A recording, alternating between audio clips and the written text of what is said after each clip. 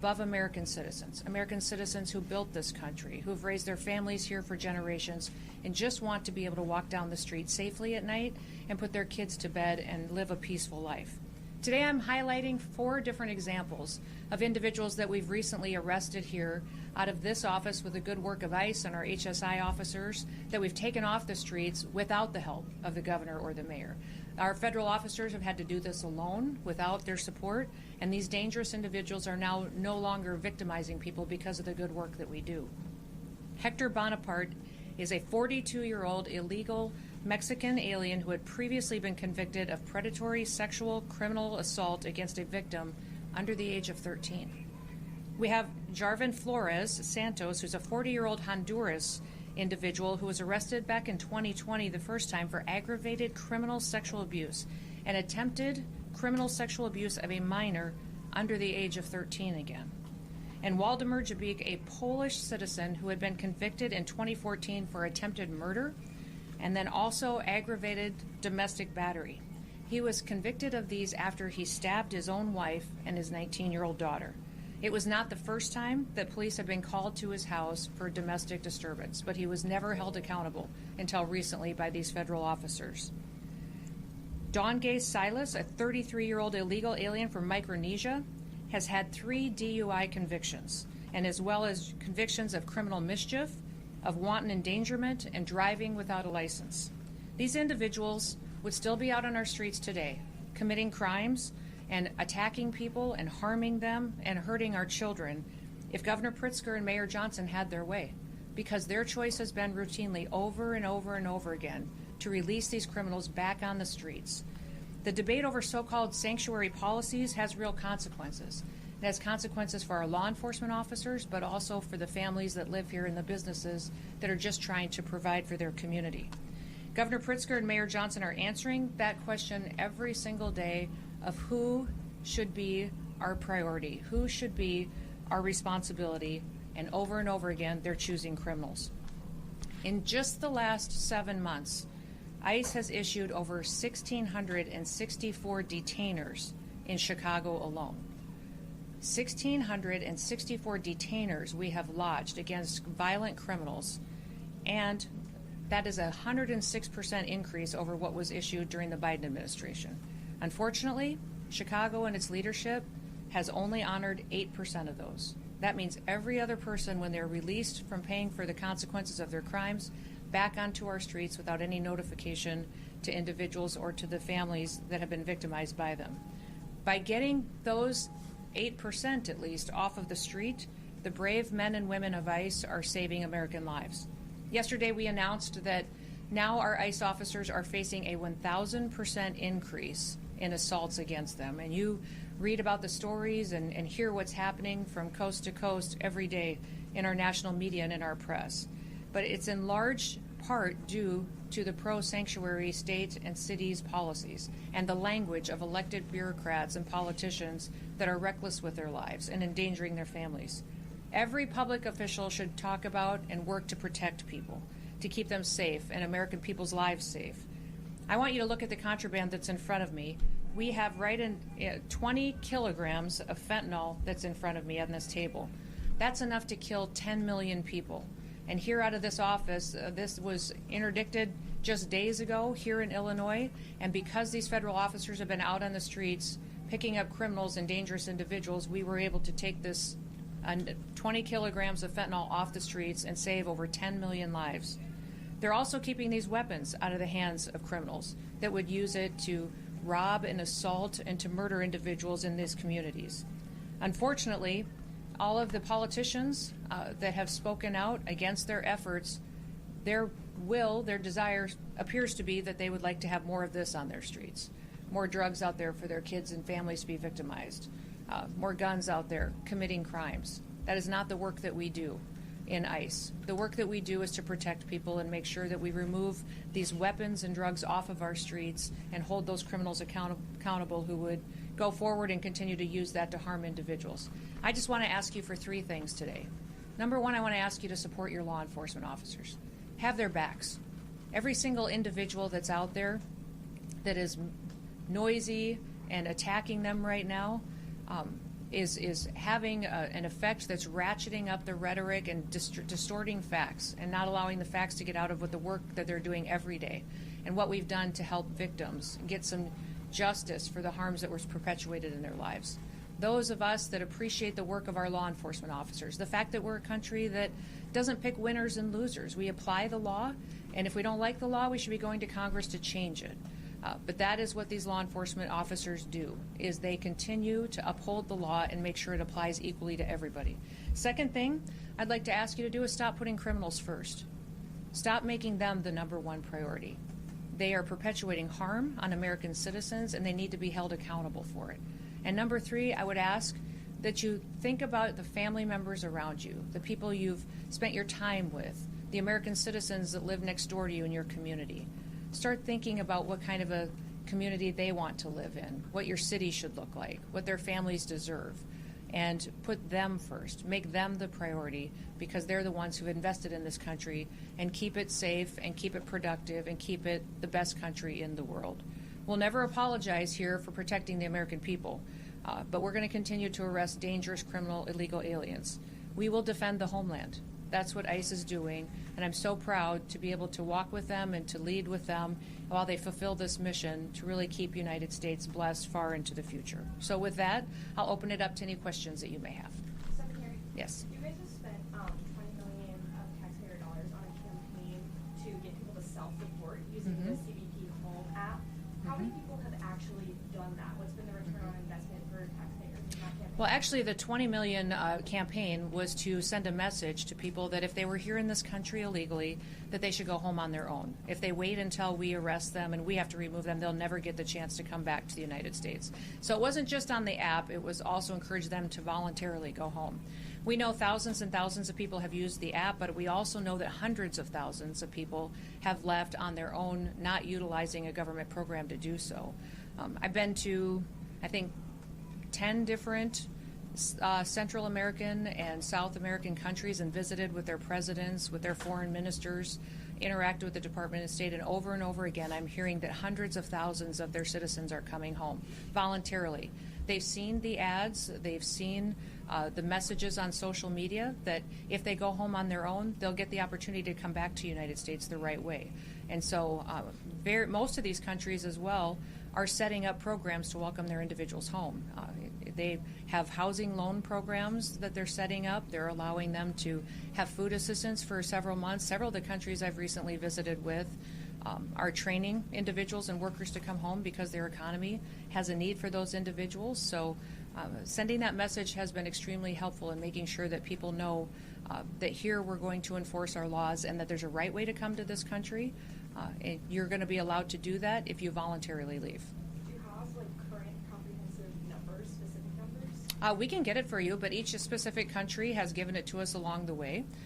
But I would say we believe over 1 million people have gone home on their own.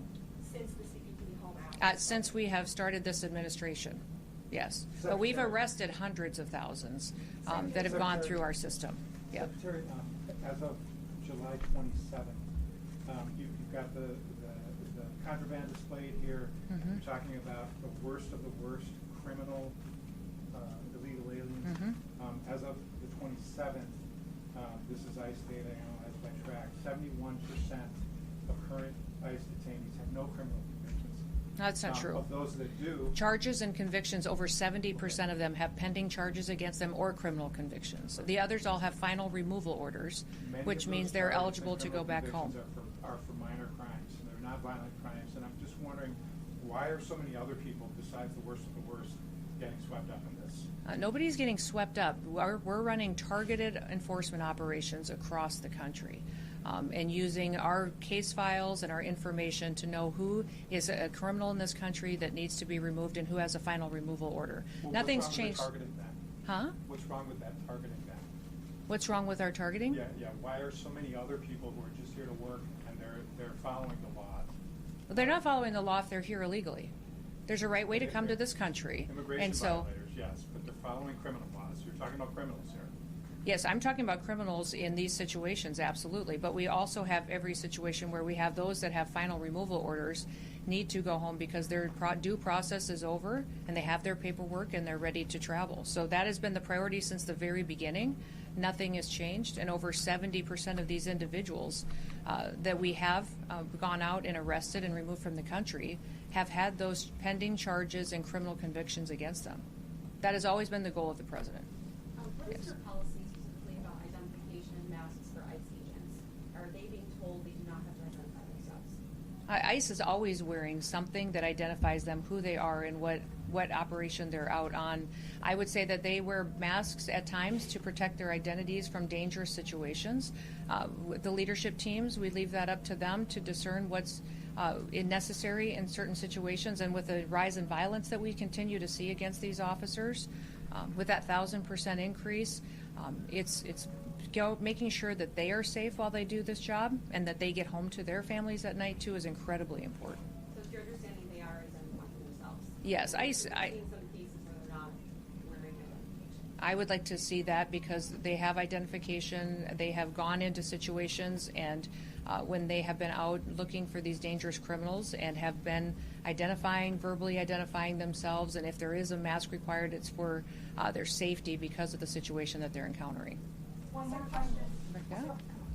Secretary, Yeah. you've mentioned that it's been harder to work with officials in Illinois because of the way the government functions, but you're also on a mission to hire thousands more ICE officers and detain folks who are in Illinois. So how are you doing that, hiring people within the state or people that are willing to work in the state, and where are those folks going? Who are Yeah, the response has been overwhelming.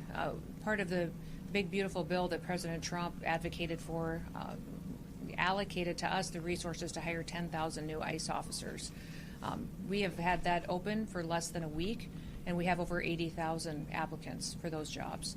So they're from all over the country. Some of them are retired ICE officers that want to come back now that they're going to be allowed to do their jobs, some retired CBP or other federal officers. And then we also have a huge amount of interest of people who just want to have their backs and work alongside them. So what we're doing then is to get them trained up as soon as possible is we'll be training them through our federal academy, but we're also going to stand up some pilot areas of where people can train closer to their homes. If we have a lot of officers that have signed up and have offers from the federal government, we may do a training right here closer to home so they're not away from their families for so long. So that's being worked out as we see where the final offers are coming from. Do you know how long that training will last? Because normally it was taking about a year, so how would you get those folks on the street? Is that expedited? Yeah, it'll be within weeks because we're going to give them credit for what they already know. If they're former law enforcement, they already have training and certifications that we will honor and look at. They'll still go through testing. They'll still go through drug testing and physical tests and all of that. But we want to make sure that it's an expedited where we check the box if they have the experience. Then it helps us not keep them stalled out in an academy for weeks at a time. Secretary Noma, I just wanted Sure. to ask how ICE operations have been impeded by sanctuary city policies, if they have, and do you feel like you're still on target to reach the amount of arrests that you would like in those sanctuary areas? Well, the lack of information sharing is hard. I would say anybody who serves in law enforcement would say they're used to partners. They're used to being able to call up a local law enforcement officer, a sheriff, a highway patrol officer, and say, hey, do you have any information on this individual that is a murderer that's been cited in your city? That's not happening in Illinois. And when we're calling on those most dangerous individuals, when they're being released from your prisons, they're not even letting us know, not honoring our detainers. When we lodge a detainer against someone, it's when you let that person out of jail who's been paying the consequences, let us know so that we can pick them up and get them out of the country. Illinois is not partnering with us on that, which is very, very difficult when we know that those dangerous criminals are going to run free. And many times we go into situations where we don't necessarily have the law enforcement to play a backup role. There are times where we bring more individuals in, more federal officers, because we believe we need to do that for security reasons. So we have great partnerships across the country, over 800 of them, with state and local law enforcement. In other states, we wish we had that here. We wish we could build those partnerships. We're going to keep plugging away, and for us, it's about getting dangerous people off the streets. So our target is to get dangerous people off the streets. Last question back there. Can you give us some clarity on when 18-year-old might do in ICE? Can they be VRO officers?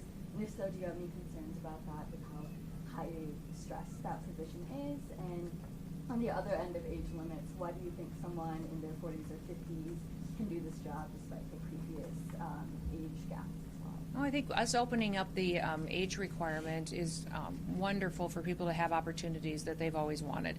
So many people were forced to retire from law enforcement at a young age because of that arbitrary deadline, and now they'll be able to come back and serve a few more years if they'd like to, provide for their families, and then help on the mission of making America safe again.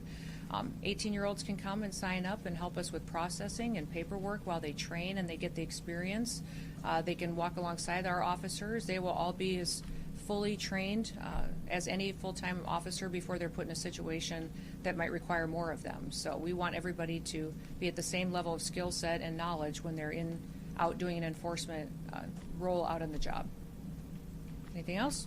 Yeah, I don't expect you to know the details of every specific case, so I was wanting to give you a little context that calls for a broader answer on the question. About 4 months ago, ICE publicized the arrest of 2 men said to be responsible for a mass shooting in Chicago. Your agency named them, and it got a lot of coverage. However, they have still not been charged in that mass shooting. So my question is whether it's people sent to prison in El Salvador or 2 men accused here in Chicago of a mass shooting, is it responsible for ICE to publicly accuse people of violent crimes before they've been charged? Well, we follow cases and prosecute cases and turn them over for prosecution just like any other law enforcement agency does. So when we sweep up somebody who's committed an act of violence like that and turn it over, that is public information that is out there. And people need to know who is perpetuating these crimes, and we continue building cases then on who they're affiliated with. Is there further dangers?